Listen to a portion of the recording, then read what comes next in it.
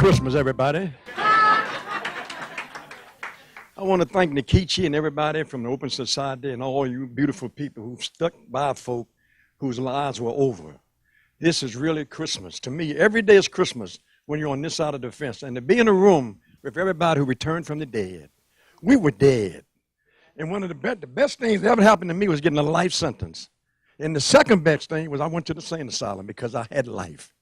And he took me out of solitary and took me straight to the crazy house. And I stayed in solitary for about 8 months the last time. And I went to the crazy house. And when I came back from the crazy house and went back to Lawton, would nobody talk to me? 2,000 guys in the prison. When I walked over, everybody hiccumed that crazy roach. And everybody leave. That hurt worse than solitary. That hurt worse than getting a life sentence. You got 2,000 people. And would nobody talk to me. And it didn't make no difference. I found out that if you got in touch with that inner voice, I didn't get no visits. My mother died, father died. The young lady I was going with married the cop. I thought it was the same guy to lock me up. You know what I mean? The Supreme Court refused to hear my case. This was in the 60s. Folks, people didn't get commutations and pardons back there then. You didn't do that. I filed 3 times. I was turned down by President Nixon. Fortunately, Ford gave him one before he gave me mine. Nixon came in next and he got his commutation or got his pardon. But what I'm saying is, for us to be here today, when we know that we were dead, folks are committing suicide, and I got a radio show, and every week I talk on the show, and it hurts.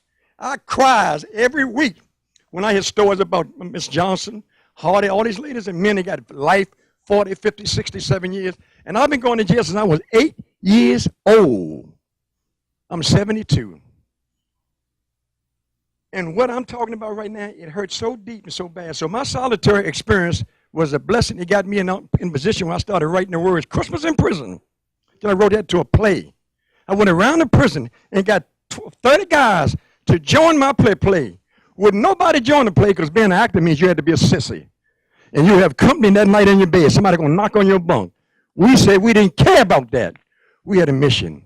We had a purpose. We started writing plays and put on plays all over Washington, D.C., all across the country, from prison while serving a life sentence. I was allowed out.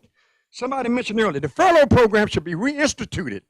For those men and women who've been expecting to come out on pardon or commutations, we can use the furlough program to help them out. I ain't going to keep so much.